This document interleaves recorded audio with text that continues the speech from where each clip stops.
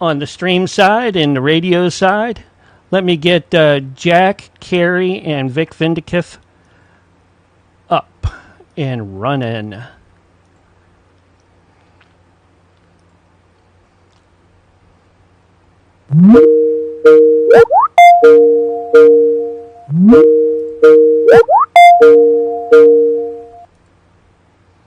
Hey, how's it going? Good, how are you? Doing really good. Okay, I'm just filling up my water here real fast.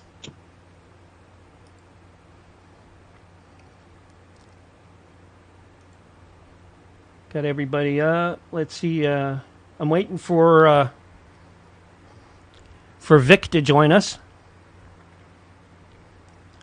Sorry, what did you say, Mark? I said I'm just waiting for Vic to join us.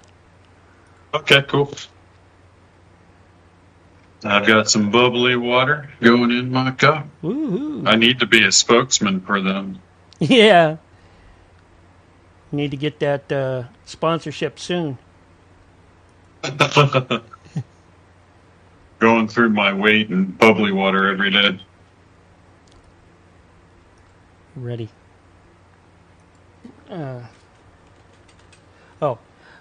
Let me give Vic the link real quick again. Sure. Let's see here. Do your thing. I'm going down to my office here. Got to do my Where's he at?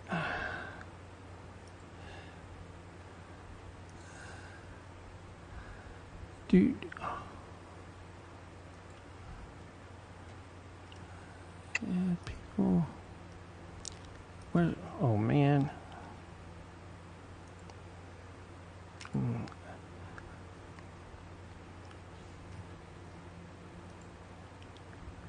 looking for. What's your? Why isn't? I'm going to hang up and come right back. Okay. Okay.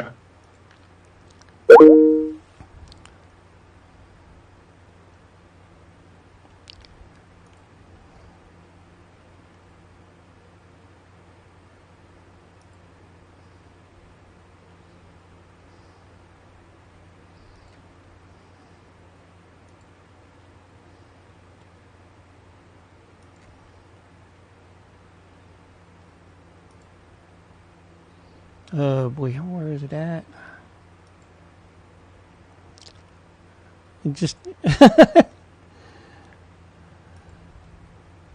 invite link. Okay. Let me get him the invite link. Oh crap. Sorry.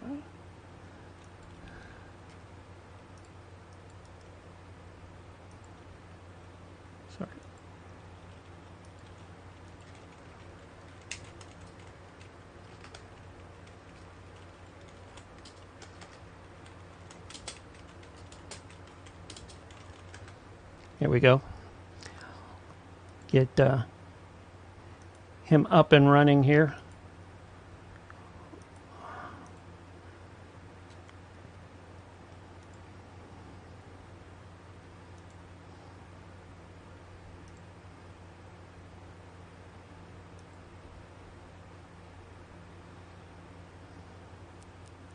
Here you are, Jack. I just gave Vic the link again. Okay. Cool. Should be with us shortly. We fix the OBS.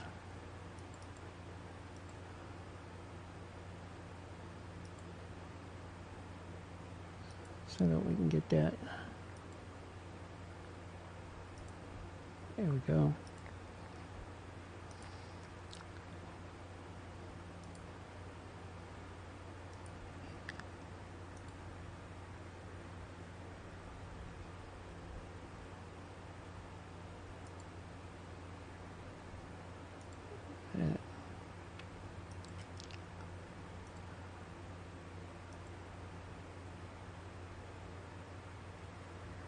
Here we go. Waiting for him to join, and then we got about a minute and a half. Okay. If not, well, we'll just get him going, and then we can have him back. If he can't get all of the stuff in. Mm-hmm. Absolutely, anytime. Because he does Bigfoot and Dogman and some other things too, I believe. So. Oh, I'm totally down for that. Let me cut off some lighting. Ooh, look at me. I'm looking angelic. Yeah. Ooh. How about that, huh? Woohoo.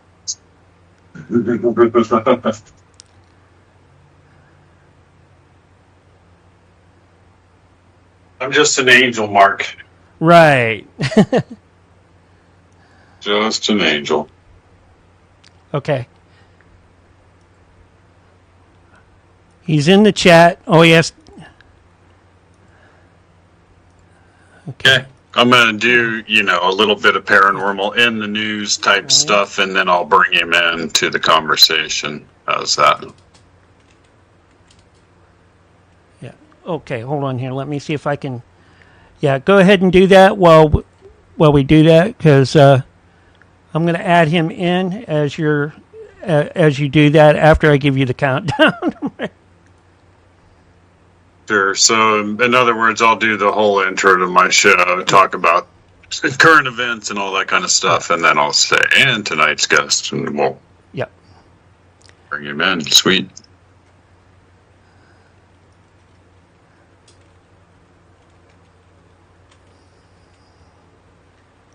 I'm trying to bring him in, call him in, but keeps knocking him out for some reason. Okay. Huh.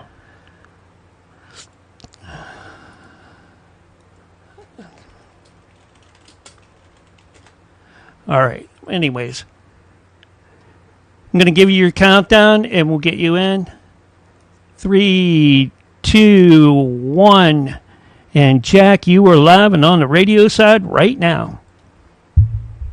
Welcome back, everybody, to Paranormal Intelligence Agency Radio Live. I'm your host, Jack Carey, and we are broadcasting from 300 feet deep in an abandoned nuclear missile silo somewhere lost in the post-apocalyptic wastelands of the Dakota Territories. And I am joined, as always, by the paranormal crime-fighting duo.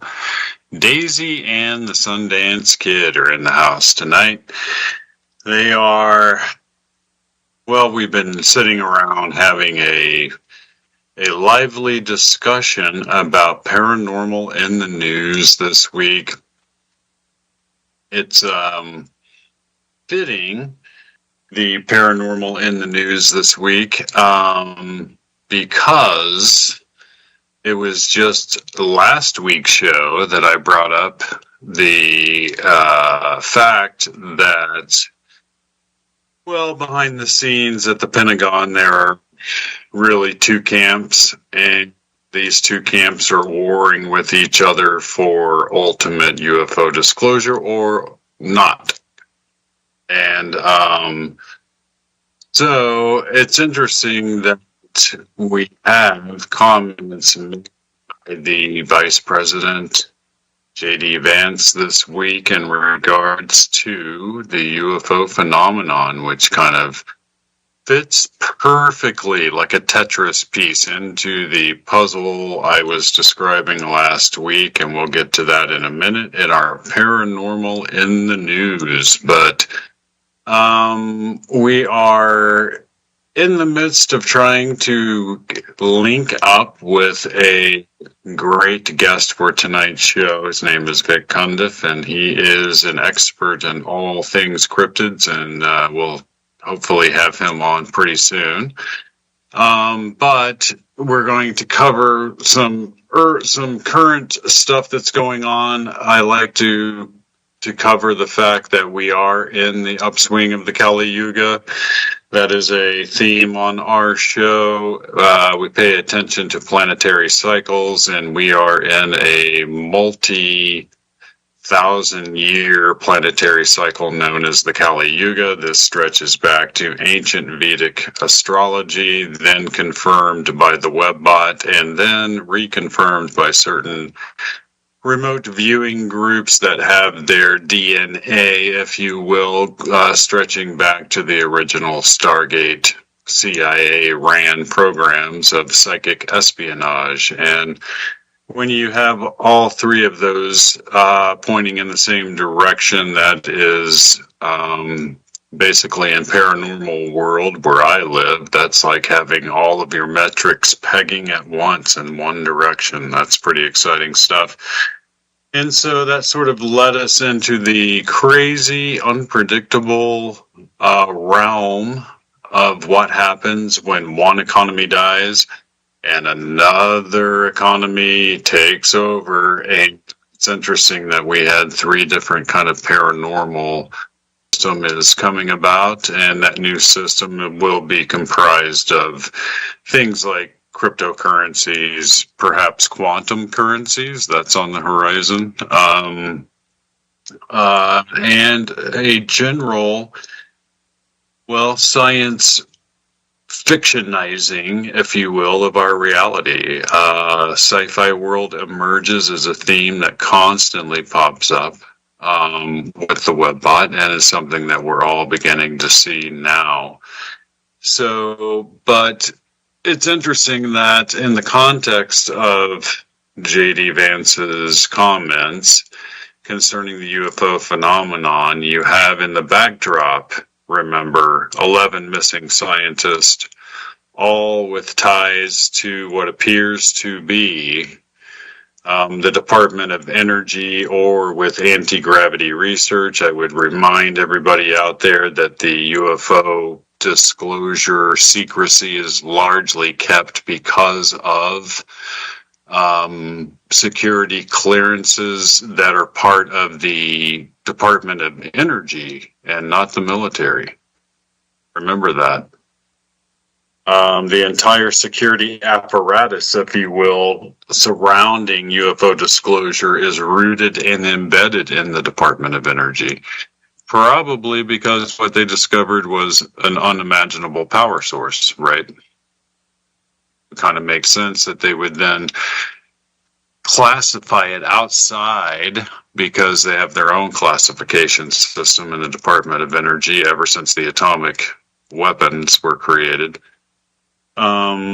And sort of hide it within layers of secrecy dealing with that, because ultimately it is the power source that matters for one of these craft, and the ability to generate, free energy.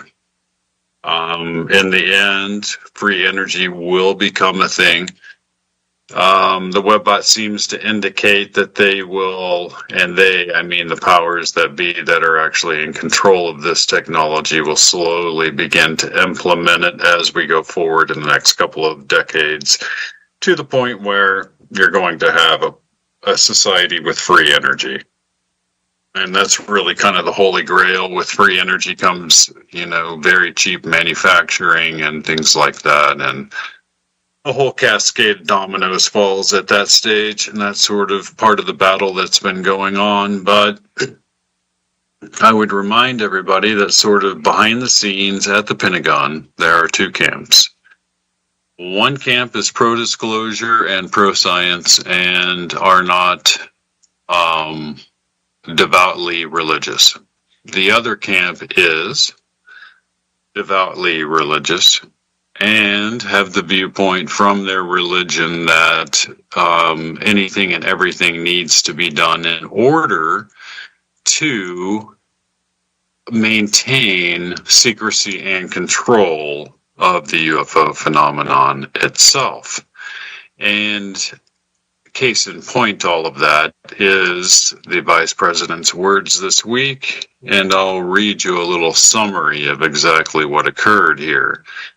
Vice President J.D. Vance stated in a March 2026 podcast interview that he believes unidentified aerial phenomenon, UAPs/UFOs, are, quote, demons, rather than extraterrestrial aliens, linking this view to his Christian faith and a skepticism of extraterrestrial theories.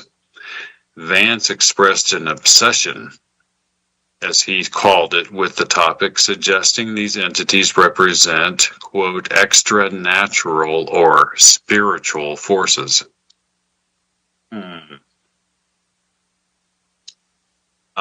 The breakdown goes on to say, during an appearance on the Benny Johnson show, Vance said, I don't think they're aliens. I think they're demons anyway, but that's a longer discussion, unquote.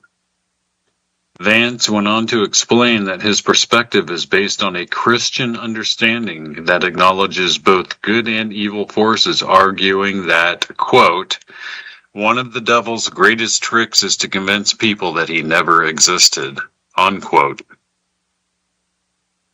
Vance mentioned that he is working to release government files related to UAPs as part of a broader push by the administration to declassify UFO information. While some, like astronomer A.V. Loeb, noted that religious interpretations of evil or spiritual forces are not new, they criticized labeling UAPs as inherently evil without evidence, suggesting it's important to keep an open mind about the possibility of advanced, non-human intelligence. So that gives you a little insight behind the veil, behind the curtain, right? There are a group of these people. Some people have identified them and call them by the name the Collins Elite. These are people that approached some of the principles in the documentary Age of Disclosure and asked them why they were messing with demons in the hallways of the Pentagon. In other words, these people were studying the UFO phenomenon. They'd be walking down the hallway and all of a sudden somebody would bump into them and they'd look up and there'd be this military guy who'd be like, how come you're messing with the devil? And they'd be like, what? It'd be like, what you're studying is demonic. And they would say, well, that's awfully peculiar that a demon needs a spacecraft in order to travel around. But and that sort of shows you the battle that's taking place, right? That is the ontological shock I have described. And so that is very, very interesting. So I thought I would bring that to you on Paranormal in the News this week, because what else is more weird and paranormal than the Vice President dismissing mountains of evidence and suggesting that, no, that can't be right. My religious views have to be.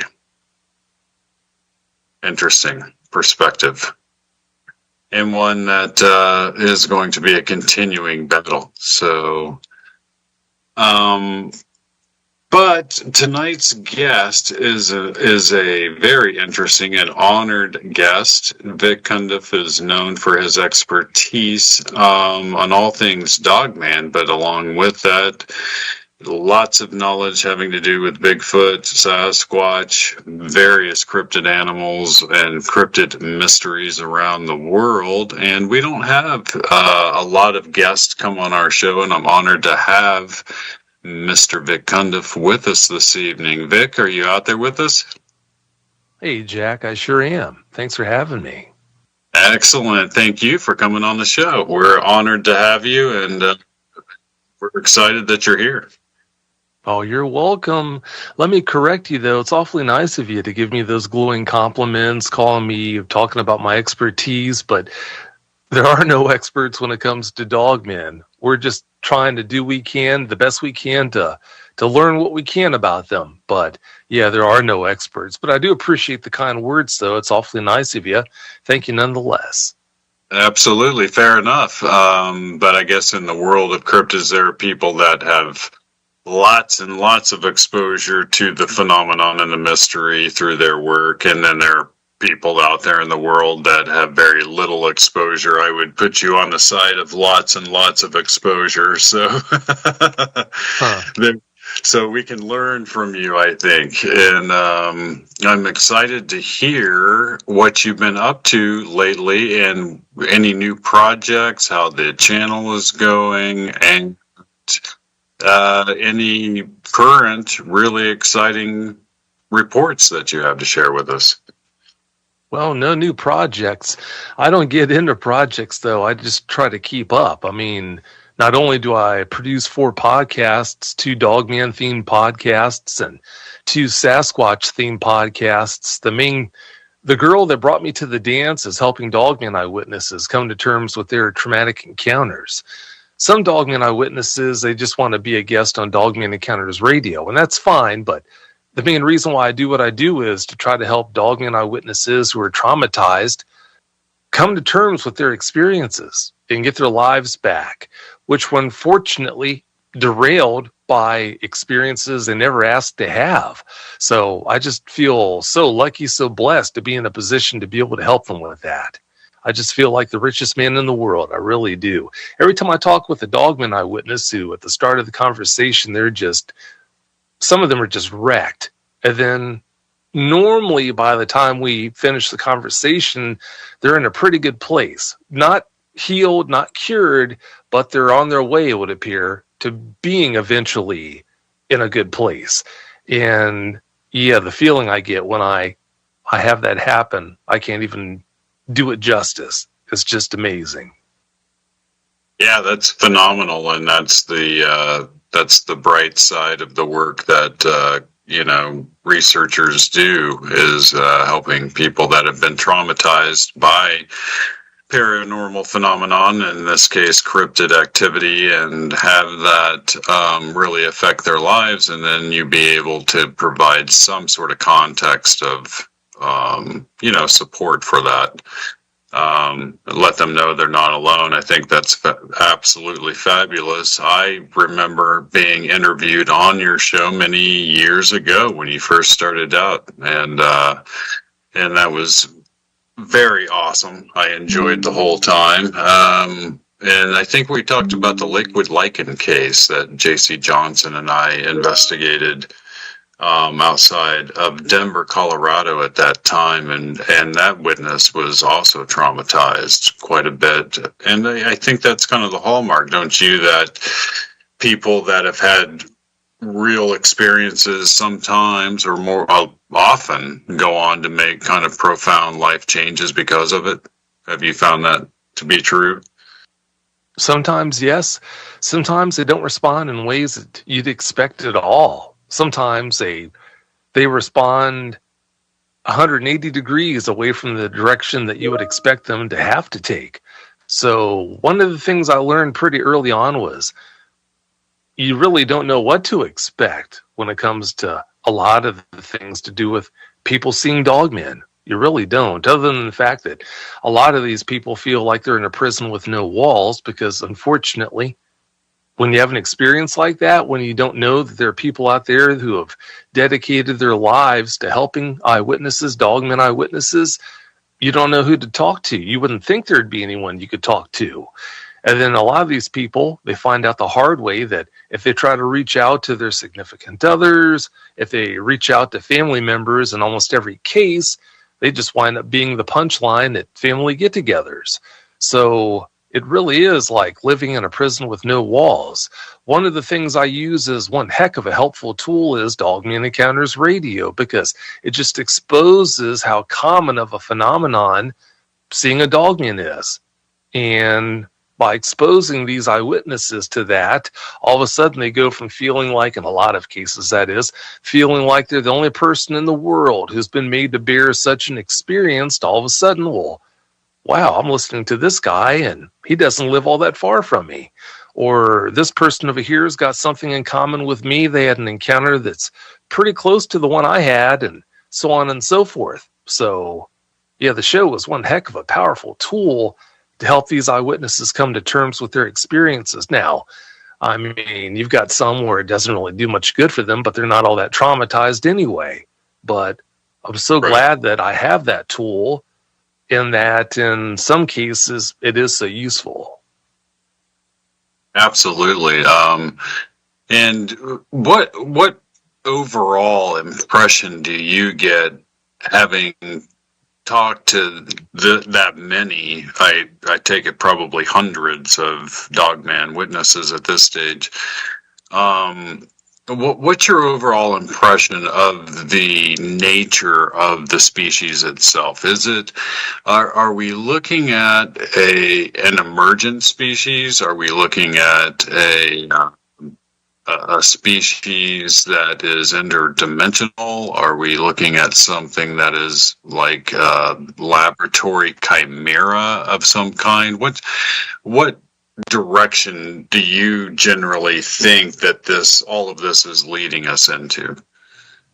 Well, instead of speaking with hundreds of eyewitnesses, dogmen eyewitnesses, since speaking with my first eyewitness in 2007, I've literally spoken with between 5,000 and 6,000 dogmen eyewitnesses now.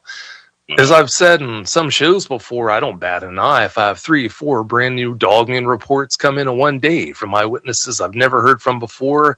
Some days when it gets really hectic, I've had as many, I should say, as 7 or 8 brand new reports come in from eyewitnesses I've never heard from. So because of that ridiculously high exposure to dogman eyewitnesses, yes, it's definitely given me the opportunity to form some pretty clear conclusions about what is the quote-unquote norm when it comes to dogmen and the encounters eyewitnesses have with them.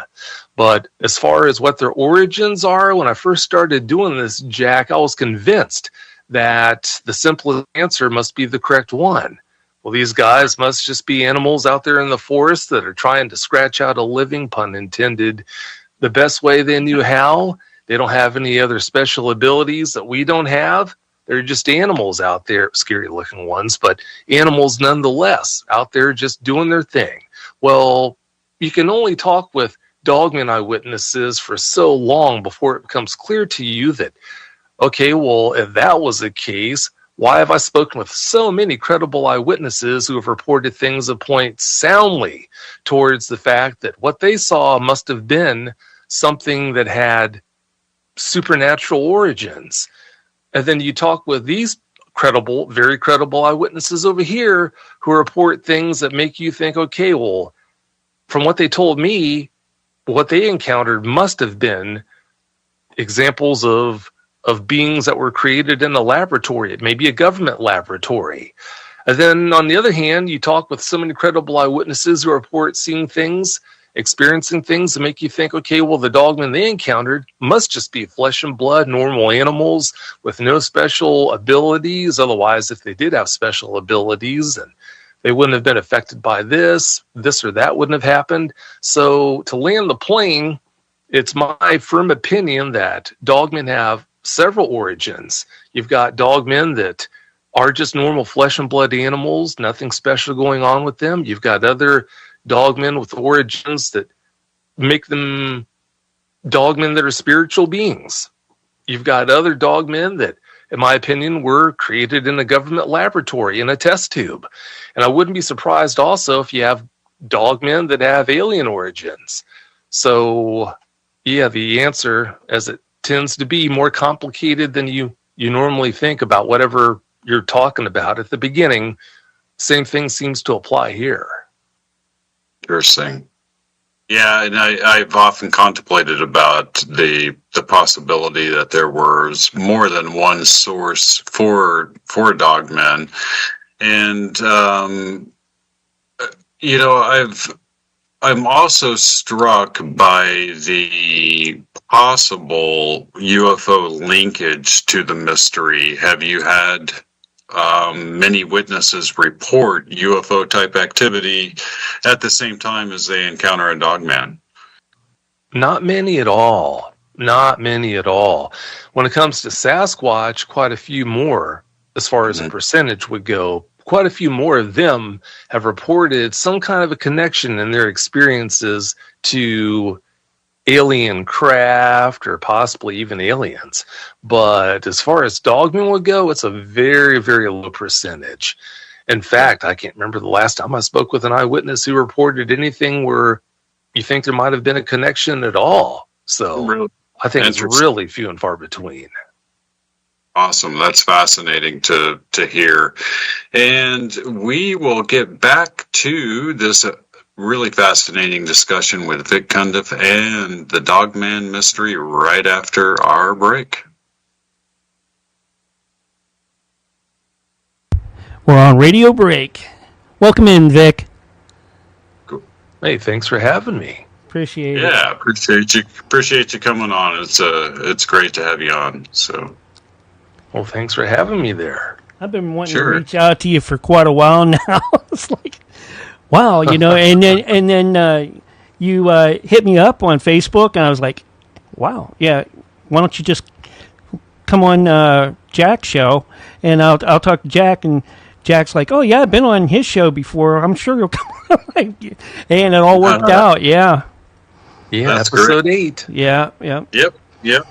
Episode 8, that was almost 12 years ago because, the first episode of Dogman Encounters, believe it or not, which this makes Jack an old man, the first episode of Dogman Encounters aired on August 22nd, 2014. Wow, old man for sure.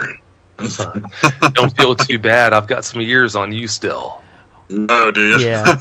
Well, I was telling Vic too that I've had all kinds of crazy cryptid stuff that's happened to me as well. They weren't well, I don't know. When I told JC about what I thought I saw with Dogman, he's like, no, that's too big for a Dogman, or a werewolf or whatever. He goes, that's got to be a cave bear. I'm like, okay, you're the cryptozoologist, you would know. How big? But it was huge. It probably would have went well over 1,000 pounds. It was hunting turkey. We were on our way out. This is probably about 93, 94 in Missouri.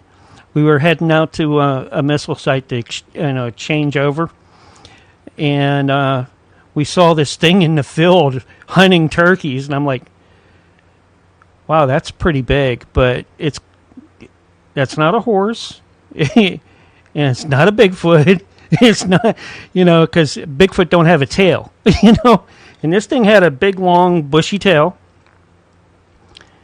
but it had a really long snout, like a dogman, and I'm like, have you ever encountered this before? And he goes, it's got to be a cave bear. I'm like, okay. How tall was it? It didn't stand up. It was stalking turkeys in a field, and we were above it, and it was down in the valley below where we were watching it. And there was just this field filled with turkeys. And this thing was just kind of creeping up on them. I'm like, man, it's going to tear these turkeys up. Oh, yeah. Yeah. Well, keep in mind, Dogman could be 12 feet tall and well over 1,000 pounds. Yeah. But, it just kind of caught. All four of us saw it when we were going out to the capsule, to the site to change over. And that was when on our way out. And we came the same way back, and we looked in the field, and you could see it all tramped down and all that. Yeah, but that wasn't my first experience with cryptids. I'm like, my first experience with cryptids was when I was stationed in Panama. I was in the Auto Centro building, the same one that we kind of invaded during Panama and had all the police and military around it. Remember that back in the day? About 8 that or was 9, a while 90. ago.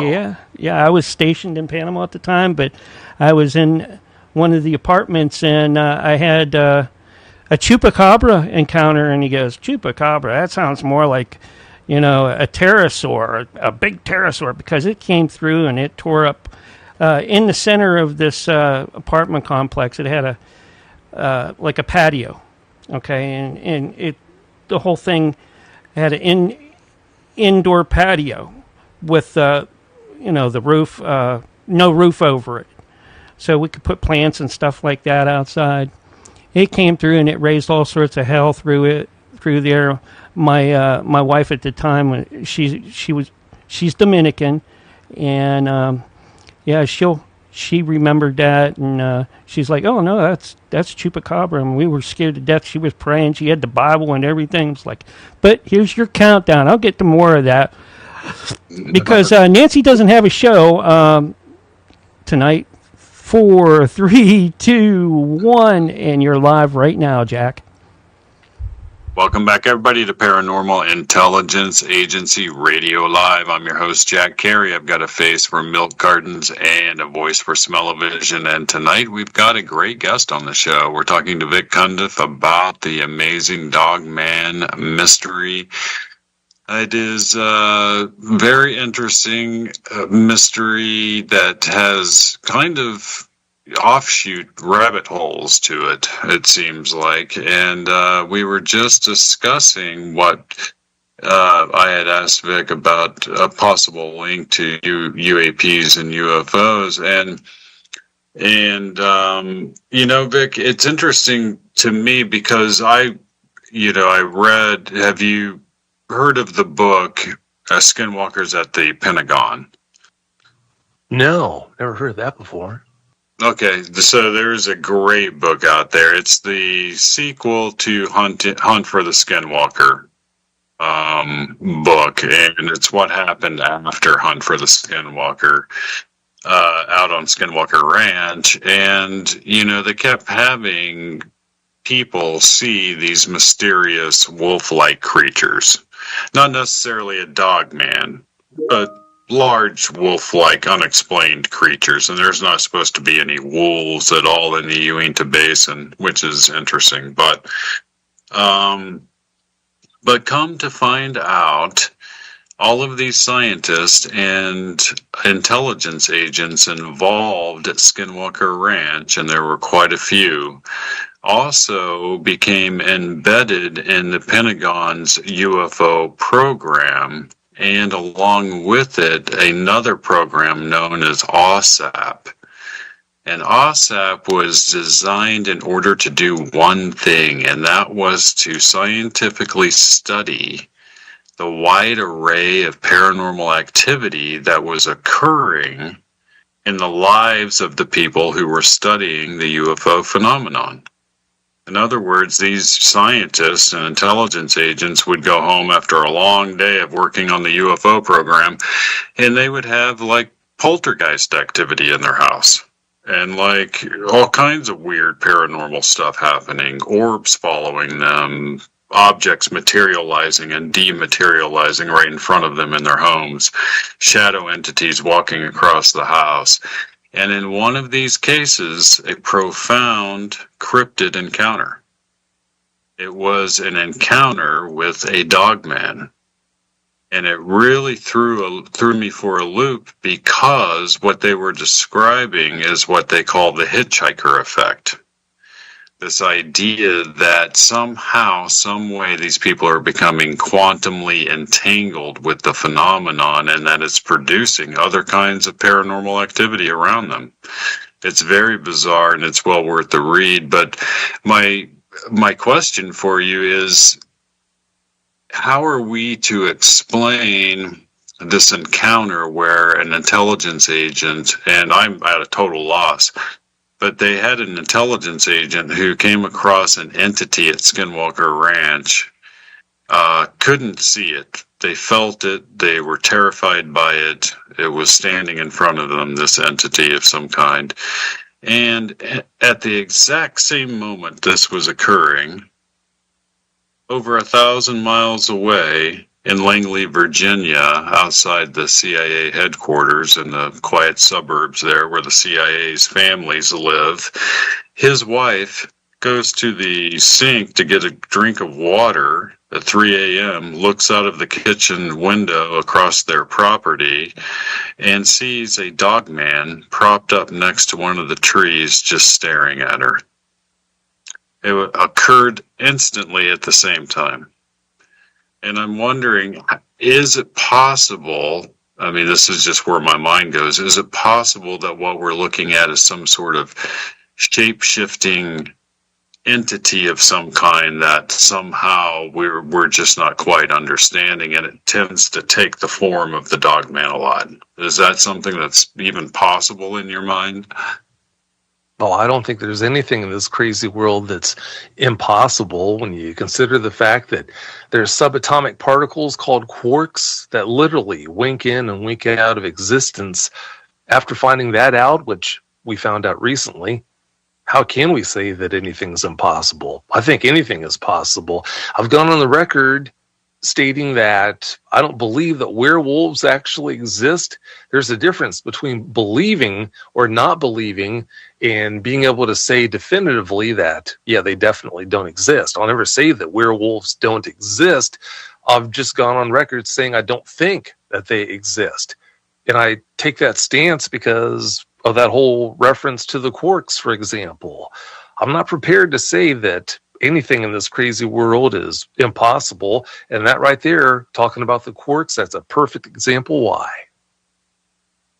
Oh yeah, absolutely. And in my mind, when I read the whole account of what had happened, and the fact that they published that OSAP report about the hitchhiker effect, and they listed cryptid activity as one of the things involved with the hitchhiker effect, I found that fascinating, because as a cryptozoologist for 30 years out in the field doing actual investigations, I couldn't wrap my mind around the fact that here appears to be a living, breathing, and sometimes bleeding, even leaving DNA behind, physical trace evidence at the scene. And yet there's this whole almost interdimensional quality, it seems like, to these creatures.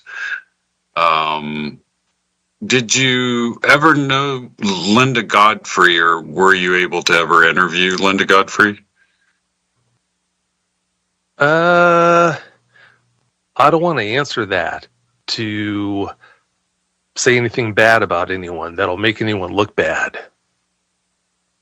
Oh, sure. No, I mention it because she did have a guy contact her that claimed to have some sort of government knowledge, and that, he indicated some type of let's just call it a non-human intelligence involved with the creation of these creatures. And I found that fascinating,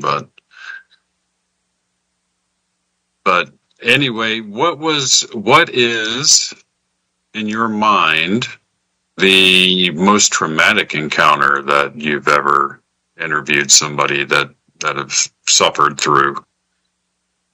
Wow, that's kind of like, it's really hard to answer that question. That would be like asking a paramedic of multiple years what the most traumatic accident scene they rolled up on was. Just because I've spoken with so many eyewitnesses who've had over the top, really traumatic experiences, it's so hard to say. Wow, that is tough. One of the most traumatic ones that has been aired on the show was where an eyewitness named Kim, unfortunately, he watched his white American bulldog be killed right before his very eyes because his dog actually saved his life from a dog man that I'm pretty sure was bent on taking his life. So, yeah, if that American bulldog wouldn't have intervened, I'm not too sure that Cam would even be here today. That ranks up there pretty high amongst some of the most traumatic encounters I've spoken with guests about. But, yeah, there have been so many, it's really hard to point to one. Yeah, that's interesting. It sort of echoes of accounts that we received over the years of hunters and people hiking with their dogs in the forest, also having them killed by a Sasquatch or a Bigfoot. Have you, in your interviews, have you come across people that have had a dual encounter? Have you had people that have had Bigfoot and Dogman encounters? Oh, all the time. All the time. Yeah, I'm going to interview an eyewitness for a show actually tomorrow afternoon. And yeah, he had one of his dogman encounters. He's had multiple. I think it was his last encounter that he had with dogmen. It involved a pack of dogmen, and a Sasquatch came along and it was staring at the trees where this pack of dogmen were, he said. So, yeah, I mean, that's just a common thing where I talk with eyewitnesses all the time who've seen both dogmen and Sasquatch. Wow. Have you had any witnesses that have seen them in the company of each other? Oh, yeah. Yeah, I sure have. Now, it seems like they normally mix like oil and water, but on occasion, I'll talk with a credible eyewitness who reports seeing them hanging out, almost buddy-buddy, if there could be such a thing between the Sasquatch and the Dogman. But other times, I think it's a case where the person who stumbled upon the evidence, they didn't actually see a Sasquatch with a Dogman. What they saw was anecdotal. For example, they'll see Sasquatch prints with Dogman prints right next to them. Well, perfect example, there was an eyewitness who contacted me years ago where they saw some small Sasquatch prints walking down this game trail. And then they saw these Dogman prints that were like, it appeared this Dogman was walking with this juvenile Sasquatch. But it's my opinion that Dogman was actually stalking that juvenile Sasquatch. I wasn't there. I don't know for sure, but it's my opinion that's what was going on, because I think Dogmen, they do predate on smaller Sasquatch if they get the opportunity and if the conditions are right. Right. And do you have I guess an indication at all of like a ground zero for this mystery, like where it started from, and did it sort of, spread out from there in concentric circles, or how widespread are we talking about across the United States as far as people experiencing the Dogman species? Oh, you're talking about a phenomenon that stretches from coast to coast, from border to border. It's literally all over the United States. It's all over the world. I've spoken with eyewitnesses from every continent in the world except for Antarctica. So I've had guests on the show from pretty much almost every continent except Antarctica as well. But then again, I talk with a lot more eyewitnesses than you're ever going to hear on the show. A lot of them are behind the scenes because they just need help. They don't have an interest in coming on the show, and I always stress that that's totally fine. There's never any pressure to come on and talk about an encounter. Oh, sure, yeah. It does no good to try to pressure somebody till they're ready to talk, because you probably won't get a lot of detail, out of them. But have you had any military witnesses who have talked about the possibility of these things having or being near military installations, that sort of thing? Oh, all the time. Well, I can't say all the time, but yeah, the list stretches around the block multiple times. I'll just put it like that. Tons and tons of them. Yeah, I think 2 weeks ago, maybe 3 at the most, I had a guest come on who he talked about having his encounter. Was it Sasquatch? No, he had 2 Dogman encounters. That's right behind the military base. It was an Air Force base where he was stationed. I think it was in Idaho. And he just literally was right behind the base. And he had one encounter one day, and then not long after that at all, he had another encounter. The first encounter was, I think, at about 500 yards distance with one. And then when he had the second encounter, he was just about 50 feet from 3 Dogmen. So yeah, that's not rare at all. I talk with eyewitnesses on a pretty regular basis who see these things either on a military base or right there by one. Wow, that's fascinating to me, because I did quite a bit of research years ago on military personnel reporting intrusions into secret military installations by Bigfoot creatures. So it just seems like an interesting thing, and I've always wondered what was the attractant. What were they looking for? What were they hoping to find as a cryptid creature, if there wasn't some sort of causal effect there that we're not quite understanding? But what's your opinion on do you get reports of other kinds of cryptids as well, like flying cryptids? We've had quite a few, like, almost like living pterodactyl sightings. Have you come across that before? I have. Yeah, I used to produce a podcast called My Paranormal Experience. And yeah, I had, I think, 2 guests come on at different times talking about seeing pterosaurs. There were other guests who came on and talked about other flying hominids and other strange entities like that. But as far as the Dogman side, I normally don't have people contact me about cryptids like that, since there's so many other people and organizations to contact about things like that. I normally don't have people contact me through dogmanencounters.com to tell me about that sort of thing. Right.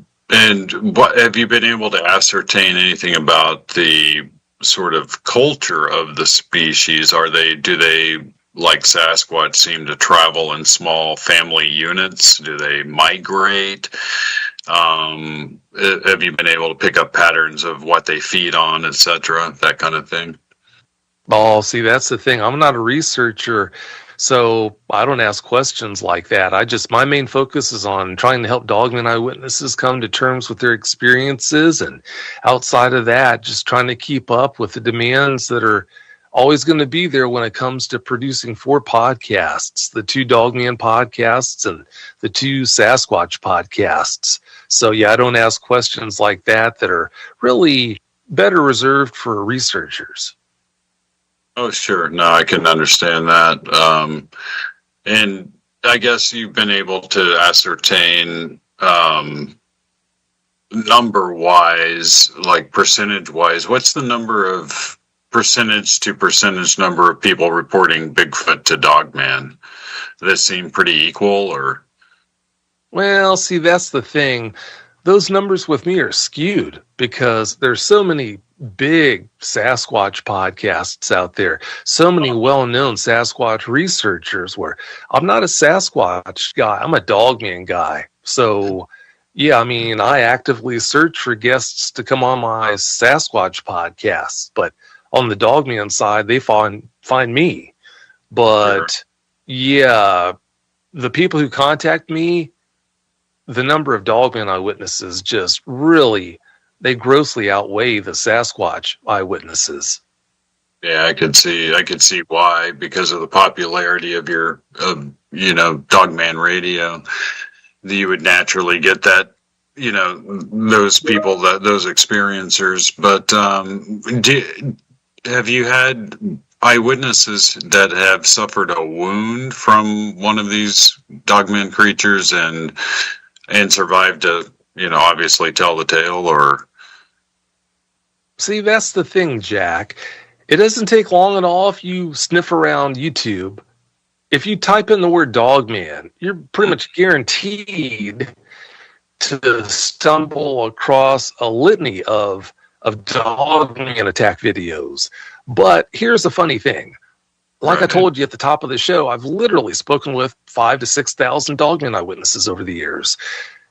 After speaking with so many Dogman eyewitnesses, the grand total of credible eyewitnesses I've ever spoken with, the total of credible Dogman eyewitnesses I've ever spoken with over the years since 2007, since I spoke with the first one who have ever told me about intentionally being harmed by a Dogman or Dogmen they encountered, the grand total, 7, 8, maybe 9. So if you're talking with a guy who deals with the volume I have over the years and the number of credible eyewitnesses who've ever told me about being intentionally harmed by a Dogman they encountered is only 7 or 8 or 9, how is it that somebody who is probably lucky to talk with maybe 40 Dogman eyewitnesses in 1 year, how are they going to have every week, week in, week out, a new Dogman attack victim? So, yeah, the danger these guys pose is really oversold.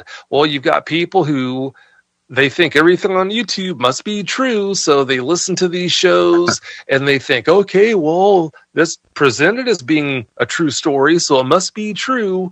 So they just buy into this whole idea that Dogmen are out there looking for any opportunity to rip you apart if you come into their presence. But that's why I harp on the fact that, look, they're definitely not wired by nature to be that way. I'll never say that there aren't some deviant ones out there that will rip you apart if the opportunity presents itself, but the norm definitely is not that way. And why is Why is it that I have come to that conclusion?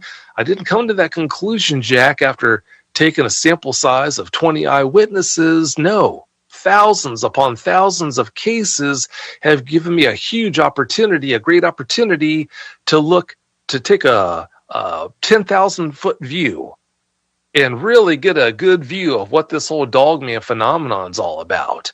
If after speaking with nearly as many eyewitnesses as I have and finding that attacks are so rare, that tells me everything I need to know about what to expect if an eyewitness has an encounter with the dogman normally.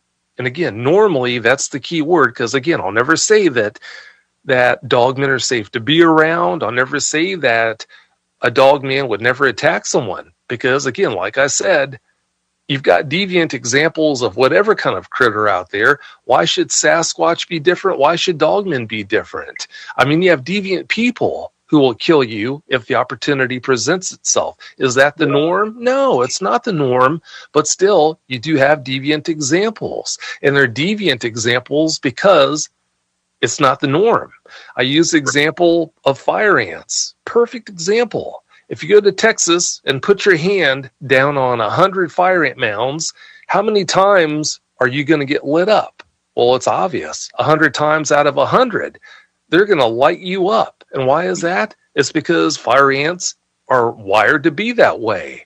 It's a repeatable result. Just like when scientists do tests, they look for repeatable results before they come to a conclusion. Well, it's a piece of cake to repeat those results when you put your hand on a fire ant mound to try to decide if those guys are wired to be dangerous, wired to be aggressive. If the opportunity presents itself, they most definitely are. That's why they attack every time. Well, when you're talking with a guy who's spoken with 5,000 to 6,000 people who have had dogman encounters, but only 7, 8, maybe 9 of those people were attacked, that tells you right there that that kind of aggression towards us is not the norm. If anyone has any kind of critical thinking skills, that's immediately evident that's the case. But too many people, again, they watch these bogus podcast episodes about the dangerous dogman that'll split your skull and gobble down your brains as soon as the opportunity presents itself.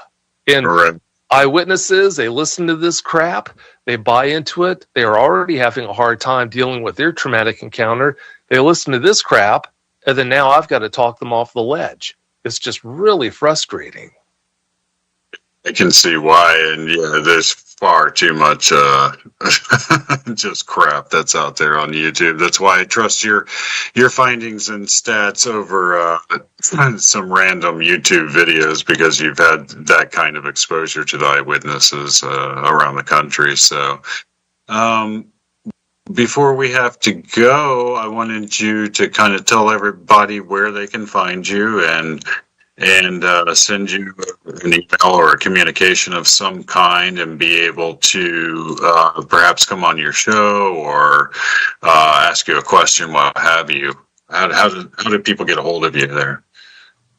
Well, the easiest way, if anyone's had a dogman encounter that they want help with, I'm your guy. That's what I do. I'm not an accountant. I'm not an attorney. I'm not a mechanic. I help dogman eyewitnesses come to terms with their encounters for a living.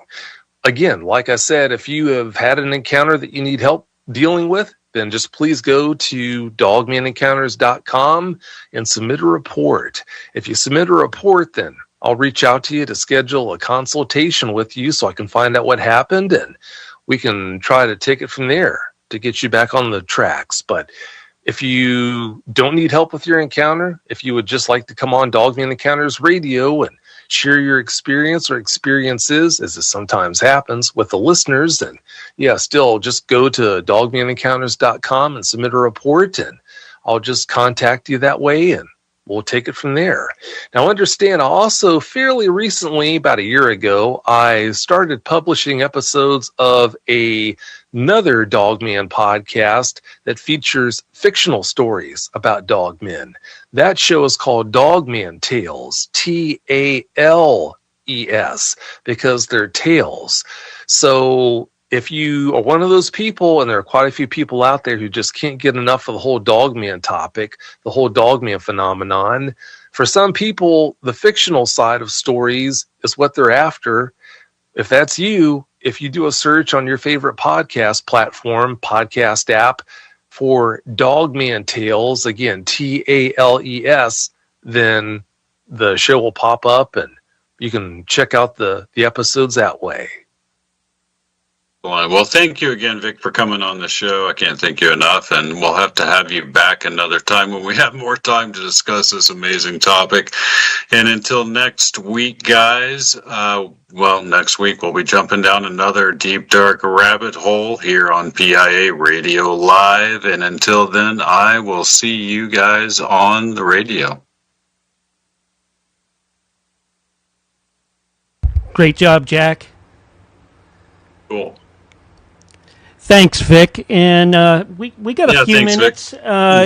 If you want to, talk about anything else, before our time runs out and before you have to go for it. Yeah, it's just nice having you on the show for somebody's that gives us a fresh insight into the Dogman mystery. So it was great. Well, thanks for having me on, and yeah, if you want me to come back on, I'd be happy to come back on for a part 2. Just let me know. Yeah, that would be excellent, sir. So thanks for your time. I know you're a busy guy, so for podcasts and all of that, it was very nice of you to make time for us. So much appreciated. Oh, you're welcome. Yeah, and you're welcome. And anytime you want to come in and jump in with us on Wednesday for Nancy's show, hey, come on in. It's a 2-hour show. We talk about a little bit of everything. I mean, from cryptids to conspiracy. And if you're interested in that, that's every Wednesday from. It'll start at the top of the hour here, and it'll go in for another 2 hours. Well, you guys stay busy. Yeah, but I only do that once a week, so that's good. Yeah, I can understand. That's a load right there. That's a lot of work for you guys, but well, it's in good hands. I do 3 shows on Wednesday and 1 show on Sunday, live radios. And, this goes out to not only the video platforms, but internet radio stations, and some of those internet stations go out to terrestrial. So we're being heard. Well, that's great for job security, isn't it? Yeah, I've been doing this for almost 20 years now. I'm like, yeah, I started out with a show called Cafe Enigma, Vic. I don't know if you've ever heard of that. No, I haven't, but you're making yourself sound old, Mark. Be careful now. Yeah, I've been around. I haven't been doing the video side for up until about maybe 10 years now. I've been doing something like this. And now I do both at the same time because I got a computer that'll handle it. That makes a big You know difference. how that goes. But Vic, all the stuff that you've done and do, I really appreciate it because I follow almost everything that you do. Between you and what's his name? He's up in New York. Can't think of, he always talks about you too. Al Santoriga? No, he does Dogman Encounters and something else. Mike Colantonio. No, it's a different one. It's like, I'll shoot it to you later on. Yeah, he's a good guy. But he comes on Saturday nights and he does this thing called something about the lot lizard. It's pretty funny. Oh, are you talking about Jeff Nadal? Jeff Nadal. Oh, yeah, that's a great bad guy. name in my those are curse words in my part of the world. So. But he always says, "Hey, Vic knows." I'm like, okay. I'm like, When he's not bashing me, Oh. yeah, for Well. whatever reason, he does not like me. So I just I don't know. do my thing and let him do his thing. But Yeah. I just don't want anything to do with him. Yeah. Well, I didn't mean to, hit a sore spot. But anyway. Oh, no, you're fine. I like that. You're fine. Yeah. I just want to make sure you knew. Yeah, don't Yeah. waste your time sending me a link to his show because I just focus on doing what I do. And Yeah, he but- can focus on doing what he does. Yeah, he does something totally different. Yeah. Yeah. Definitely. Yeah. But hearing some of the your interviews is pretty powerful. I hope folks go out there and listen. And we're still on the video side talking about that. We're probably going to run out of time here soon. But if we do, Vic, it's really great meeting and talking to you for the first time. Hope we get to do this more often. Well, Absolutely. let me Get know, cut and off. I'll be back for a part 2. All right. Sounds good. Well, enjoy your evening, Vic, and thanks for being with us. I'm going to talk You to too. Jack. I'm going to talk to Jack, see if we can get you monthly. For updates. Or quarterly at least for I'm all updates. for it. Huh? All right, man. Well, thanks again for having me, and have All a right. great night. You too. Hey, you as well. Thanks, Vic. Thanks. Jack, it's been great. Nancy's not going to be doing her show tonight. She's sick, and no one would cover for her, so I'm going to do an encore for her tonight. Oh, okay, cool. All right. So you take care. I'm going to get her going, her encore going, and I'm going to call it an early night then later. All right. Good for you. Yeah. my good Great man. show. Great show, guys. Appreciate everything fun. that got out, and hope more